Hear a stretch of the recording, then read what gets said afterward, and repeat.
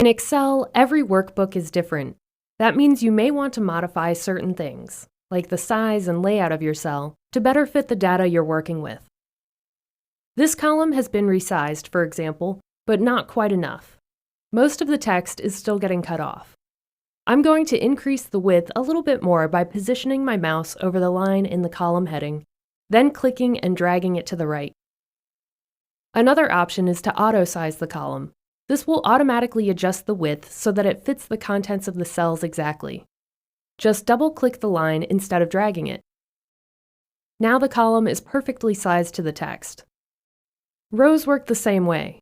You can adjust them manually or auto-size them to fit the height of your text. Sometimes it's useful to be able to resize all of your cells at once. In this example, I'd like to make all of my rows the exact same height. To do this, click the Select All button in the top left corner.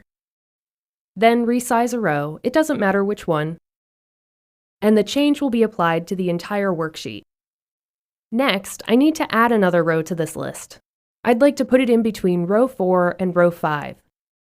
To add a new row, all you have to do is select the row heading below where you want the new one to appear. Then click the Insert command.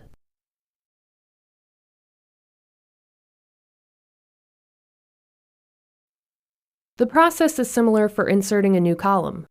Just select the column heading to the right of where you want the new one to go.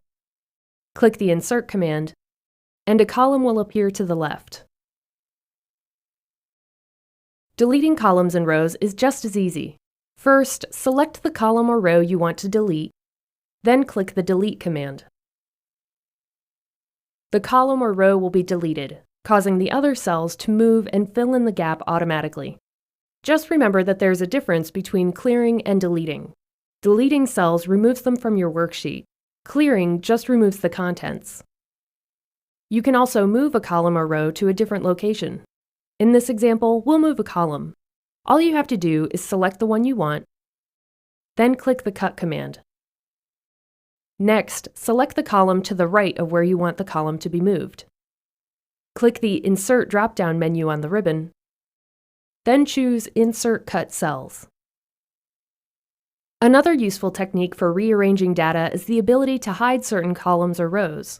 For example, I don't really need to see these 3 columns right now. I'd rather focus on the customer's email addresses. If we right-click, then choose Hide from the menu, the columns temporarily disappear.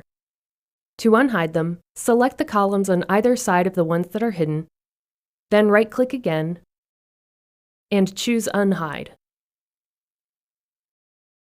Let's fast forward to the finished worksheet.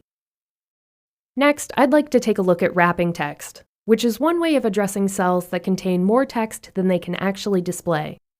For example, I'd like to resize my column of addresses to about half its current size, but still be able to see the contents.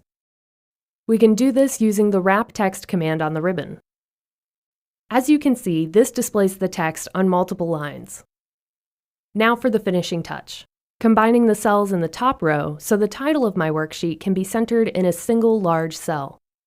To do this, select the cells you want to merge, then click the Merge and Center command. There, that's perfect. To access more merge options, open the drop-down menu here.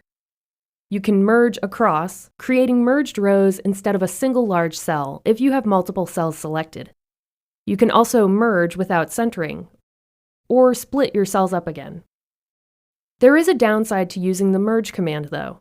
If you want to merge multiple cells, each containing data, Merge will only keep the contents of the upper left cell and discard everything else. So you should be careful when using this feature. The best way to learn about merging cells, wrapping text, and working with columns and rows is to practice. So the next time you're using Excel, look for ways that you can customize your worksheet to better fit your data.